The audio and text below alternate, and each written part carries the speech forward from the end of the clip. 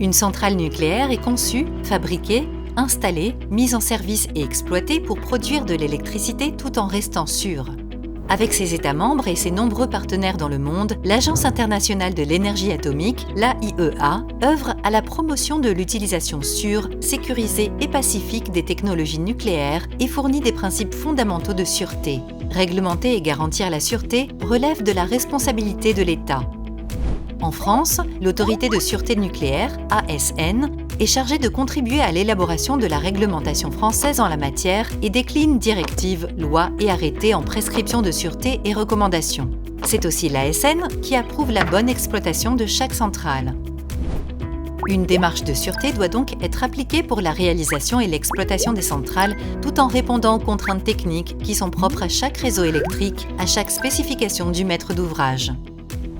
Le développement des systèmes et matériels électriques et de contrôle commande doivent également répondre à diverses normes applicables au monde industriel au sens large ou plus spécifiquement à l'industrie nucléaire. Il en existe un très grand nombre. Ainsi, entre l'application d'une démarche de sûreté, des contraintes d'exploitation et des exigences du maître d'ouvrage, le respect des normes du domaine, il est bien difficile de s'y retrouver. En considération de ces différentes contraintes, l'AFCEN rédige et codifie les règles pratiques de conception, de construction, de surveillance des matériels destinés à des installations nucléaires industrielles ou expérimentales. Ces règles sont publiées dans une série de codes appelés RCC et RSE qui s'adressent aussi bien à un exploitant qu'à une ingénierie ou à un fournisseur. Le code RCCE est l'un de ces codes.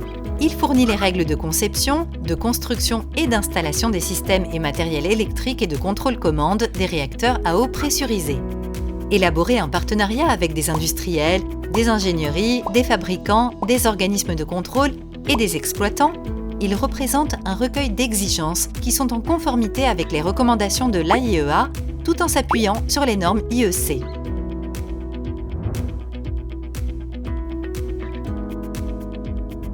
Le code vise tous les matériels électriques et les systèmes de contrôle commande dont la défaillance peut avoir des conséquences sur la sécurité des personnes ou la sûreté nucléaire de la centrale. Le champ d'application du code couvre les architectures électriques et de contrôle commande et les systèmes associés, l'ingénierie des matériels et leur qualification aux conditions normales et accidentelles, l'ingénierie de l'installation, les pratiques d'essai et de contrôle des caractéristiques électriques, les prescriptions d'assurance qualité complétant l'ISO 9001, telles qu'issues de l'ISO 19443, et de surveillance des activités. Les utilisateurs du code sont les fournisseurs de matériel, les ingénieries en charge de la conception, de la construction et de l'installation des matériels et des systèmes, les organismes de surveillance et de contrôle, les exploitants, les autorités de sûreté nucléaire. Les révisions successives du RCCE ont pour objectif permanent de faciliter son appropriation dans le cadre des projets pour lesquels il est utilisé.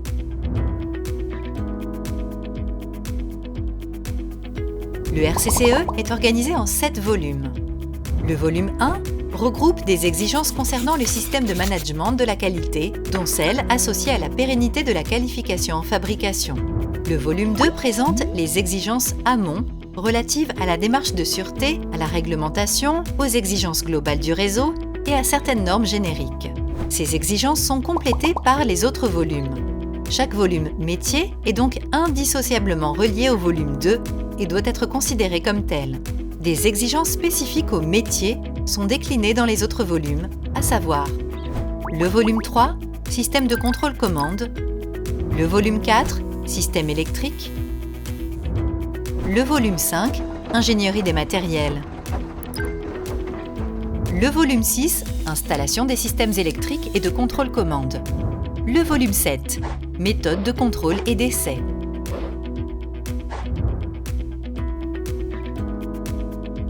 Le RCCE est structuré de manière à ce que toute entité métier retrouve facilement les exigences, recommandations de son domaine.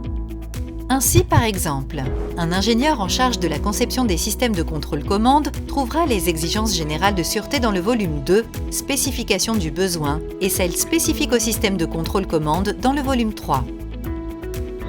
Un ingénieur de conception des architectures électriques se reportera au volume 2 et au volume 4, système électrique. L'ingénierie trouvera les exigences associées à l'installation des matériels au volume 6. l'ingénieur de qualification se rendra au volume 2, spécification du besoin, ainsi qu'au volume 5 dédié aux différentes procédures de qualification matérielle. Il se reportera également au volume 7, qui décrit les essais électriques de base à réaliser en fabrication sur les spécimens de qualification et sur les matériels de série. Afin d'assurer la pérennité en fabrication des matériels qualifiés et d'en permettre la surveillance par le donneur d'ordre, l'ingénieur en charge de la fabrication des matériels de série intégrera les exigences générales du volume 1 dès la fabrication des prototypes destinés aux essais de qualification matérielle. Par ailleurs, le code identifie, au fil des différents sujets qui y sont traités, les données spécifiques qui doivent être définies par le donneur d'ordre ou le titulaire.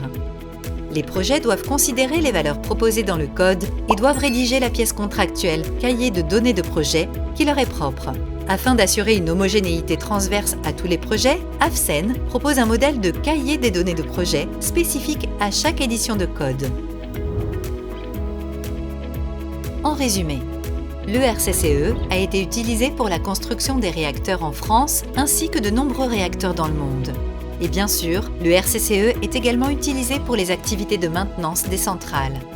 Depuis sa première édition en 1981, le RCCE a été mis à jour à de nombreuses reprises et continue à faire l'objet d'une activité d'actualisation régulière pour intégrer le retour d'expérience des meilleures pratiques industrielles internationales et des évolutions normatives et réglementaires tout en cherchant à répondre aux demandes industrielles. Le code est publié en français et en anglais. L'AFCEN labellise des formations adaptées aux utilisateurs du code RCCE. Ces formations, pouvant aller de 1 à 3 jours, sont organisées tout au long de l'année. Pour davantage d'informations, rendez-vous sur le site afcen.com.